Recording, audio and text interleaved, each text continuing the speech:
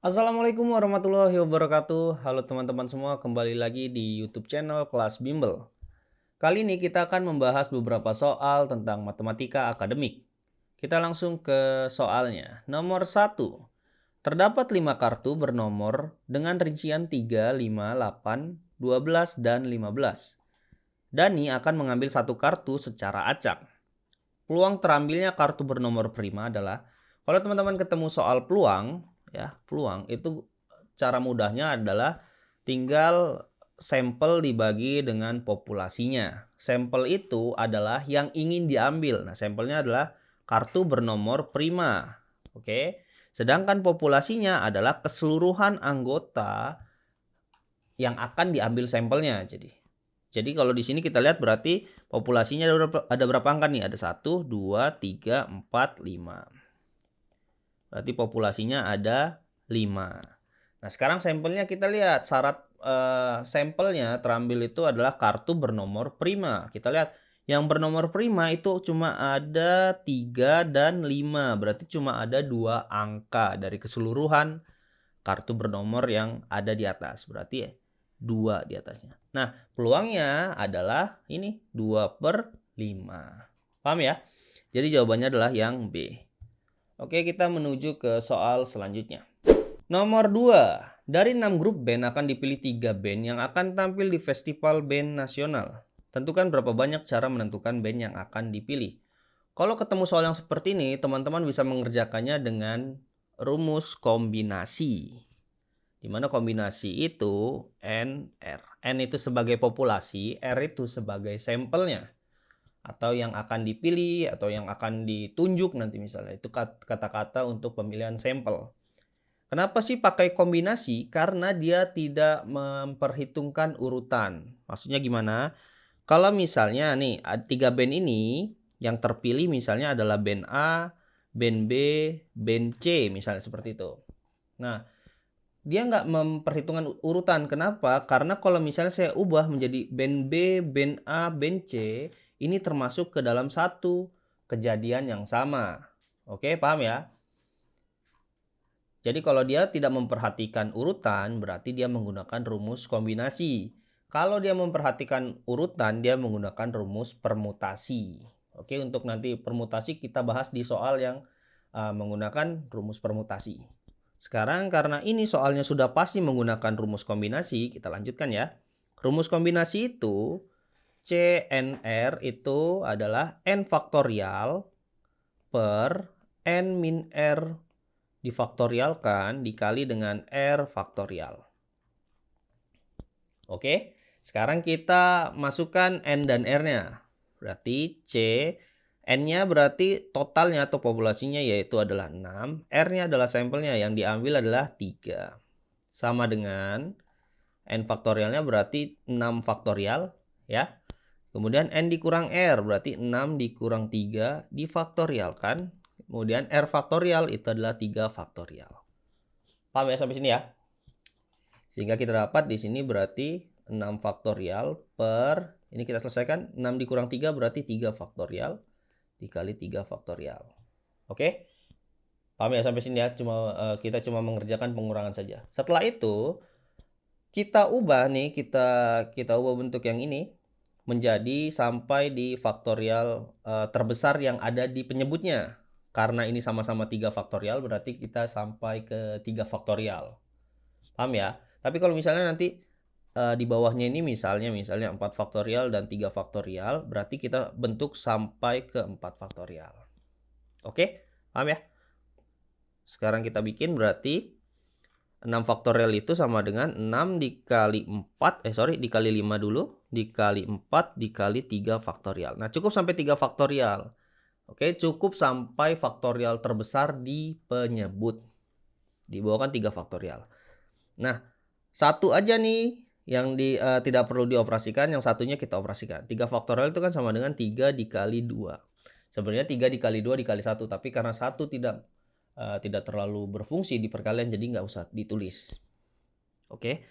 Nah, kenapa sih harus sampai yang di pembilang ini, yang di atas ini harus sampai faktorial terbesar? Karena supaya lebih gampang menyelesaikannya. Jadi bisa sama-sama kita hilangkan atau sama-sama kita bagi. Nah, kan bisa tuh 3 faktorial kita bagi 3 faktorial. Paham ya? Nah, sekarang kita lihat di bawahnya 3 kali 2 itu kan sama dengan 6 ya. Berarti ini bisa kita coret 6-nya. Berarti tersisa 5 kali 4. Berarti untuk menentukan 3B yang terpilih itu ada 5 kali 4 cara, yaitu 20 cara. Jadi jawabannya adalah yang C. Paham ya? Untuk soal selanjutnya kalau misalnya ada yang serupa, kita langsung kerjakan menggunakan rumus ya. Oke, kita menuju ke soal selanjutnya. Nomor 3. Dari 10 orang anggota OSIS akan dipilih 3 anggota yang akan mengikuti seminar nasional. Tentukan banyaknya cara menentukan anak yang terpilih. Oke, tidak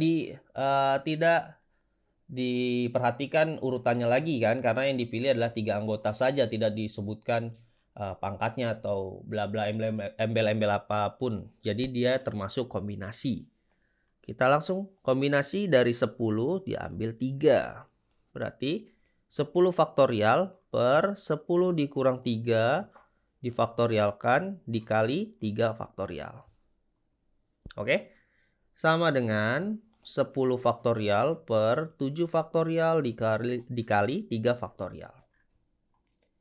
Nah, karena yang paling besar faktorialnya yang di penyebut itu 7, berarti kita ubah 10 faktorial ini menjadi sampai ke 7 faktorial. Jadi cukup 10 dikali 9 dikali 8 dikali 7 faktorial. Stop di situ aja. 7 faktorial dikali.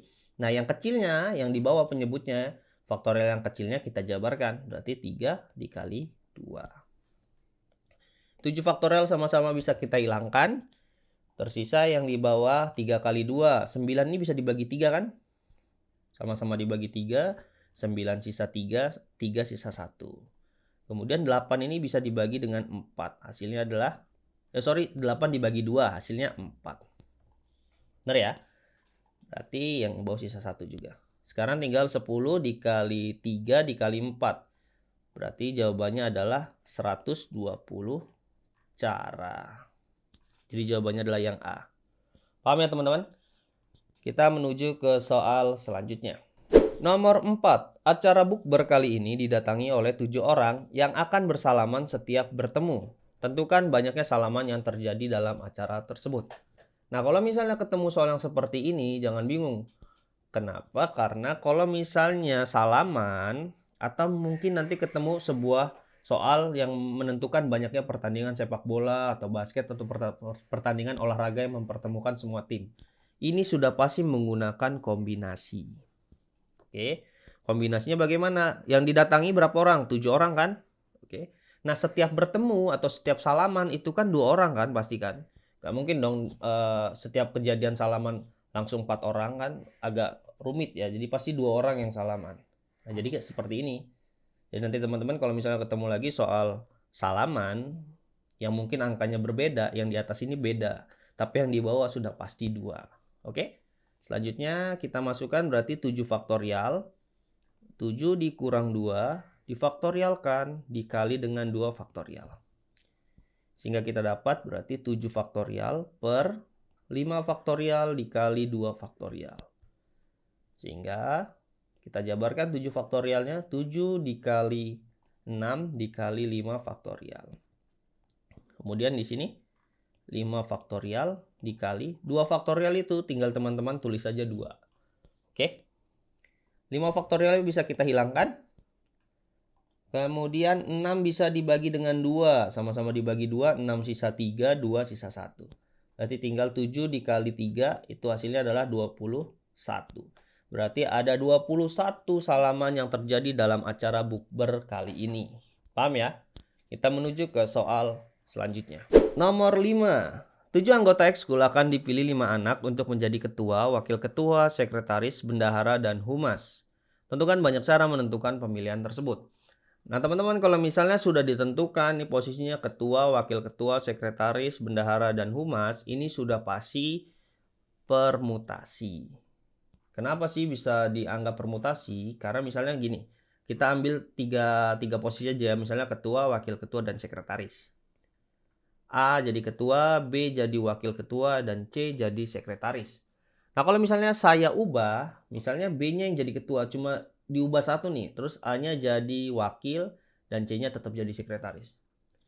Diubah posisinya sekali saja, ini walaupun orangnya sama, 3 orangnya sama, tapi sudah menjadi 2 kejadian yang berbeda.